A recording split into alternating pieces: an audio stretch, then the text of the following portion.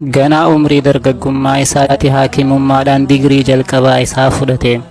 Dr. Zaakir kaayyoon isaa guddoo waan turteef doktorummaa qaamaarra kanabsee turranaaf caala jechuun akka lakkoofsa warra Awurooppaatti 1990 takka waa hunda dhiisee hojii da'awaa eegale.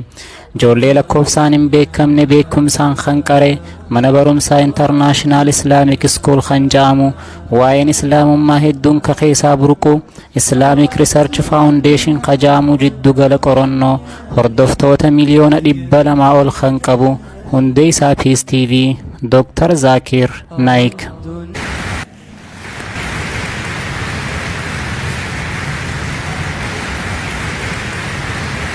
Maqaan isaa guutuun Dr. Zaakir Abdul Karim jedhama. Bakki dhalootaa fi guddina isaa magaalaa guddittii Hindii Mumbai Mahartaj waa keessa yommuu ta'u, barri dhaloota isaa immoo waggaa 55 irraa akka lakkoofsa Awurooppaatti 1965 yommuu ta'u, mana barumsa sadarkaa lammaffaa bakka dhaloota isaa Mumbaiitti mana barumsaa Piiteretti kan hordofe, digirii isaa jalqabaa ammoo meedisiiniin qabxii ol aanaa fiduudhaan eebbifame.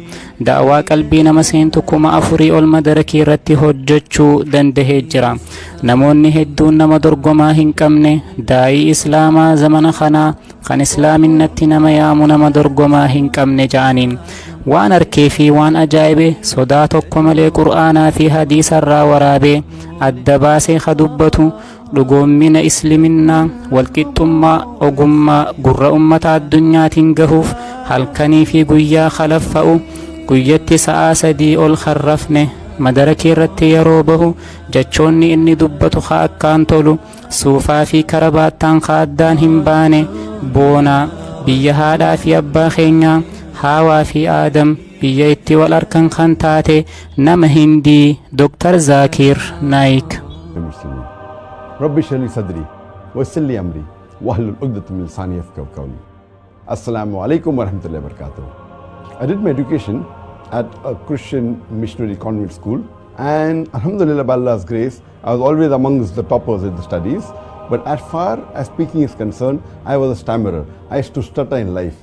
If anyone asked me what is your name, I used to say my name is Zakir. The person who changed my life or the direction of life was Sheikh Ahmed Deedat.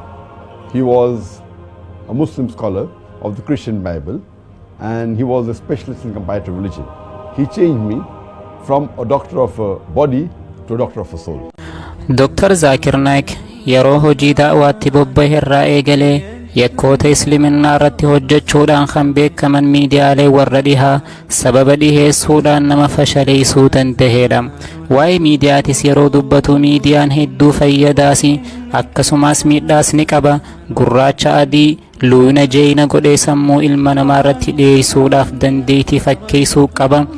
Kanaafuu miidiyaalee maqaa islaaminaa xureessan firraa haleeluuf miidiyaa mataa keenyaa dhaabbachuun gocha itti mari'achuun hin mallee fi dirqama keenya jee. Akkuma karoorfatetti islaaminaan furmaata waa hundaa mata duree jedhuun Peace TV jechuun kan beekamu bara 2006 akka lakkoofsa Awurooppaatti namoota isa waliin jiran wajjiin hundeesse. Peace TV meeshaalee teknooloojii hundaan kan guutame yommuu ta'u hordoftoota miliyoona 200 olis horachuu dandahee jira. Inninis hojii lakkoofsaan hin beekamne hojjechuu dandahee jira. Televiziyoona kanaan kan dhihaatu sagantaaleen garagaraa gaaffii fi deebii gorsoota bilchaataa dhiheessuudhaan nama hedduu shahaadaa qabsiisee jira. Muhammadan Abduhu wa Rasuluhu. Brother, may Allah reward you.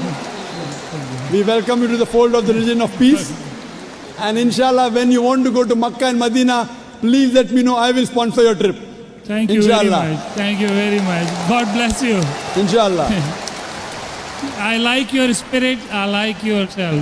God bless you. Keep spreading this message. People need it. World needs it. World needs a peace. World needs the peace leaders like you. My blessings with you. My good wishes with you. Televiziyoonuma kanaan mata dureewwan hedduun kan dhihaatan yoo ta'u dhaloota dhufu jaaruuf ijoollee lafaa dhuftu bakkaan gahuuf hojiileen adda addaa hojjetaman.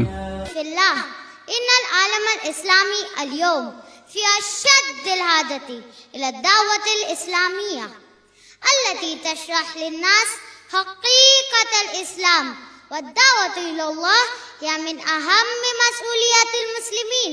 لو نتأمل قليلا لنجد كثيرا من الآثار التي تدل على أهمية الدعوة إلى الله، فقال تعالى: ومن أحسن قولا ممن دعا إلى الله وعمل صالحا وقال إنني من المسلمين.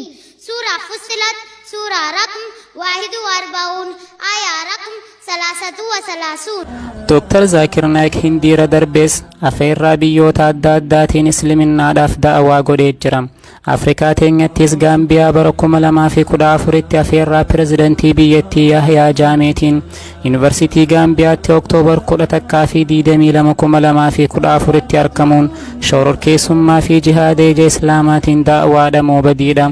Kaja'u daawaa 4 Oktoobar 11 fi 2014tti dhiheesse. Bara 2004 Islamic Information and Service qopheessummaa Austraaliyaatiin Yuunivarsiitii Meelboornitti qopheesse.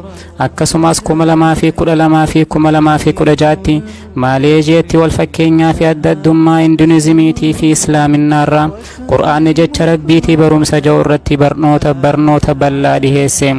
Dr. Zakir Naik akka lakkoofsa Awurooppaatti 2010 namoota 100 Hindii keessatti dhiibbaa uumuu danda'an jechuudhaan tarreeffamee jira.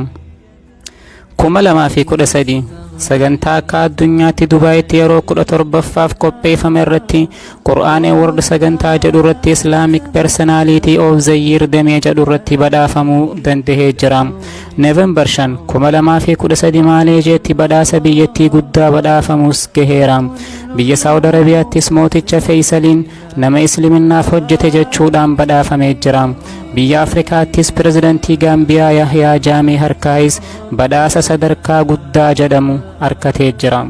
Internationally, the Senate, with the approval of the Governing Council and the Chancellor, has decided to confer the degree of Doctor of Human Letters honoris causa to Dr. Zakir Naik.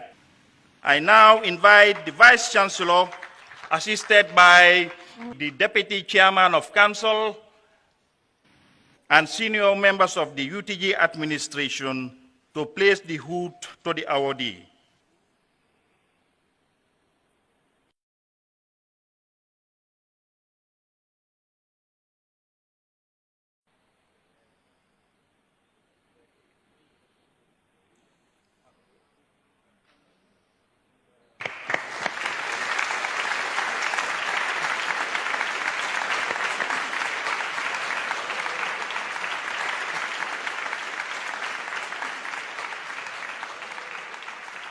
أرى الدنيا لمن هي في يديه عذابا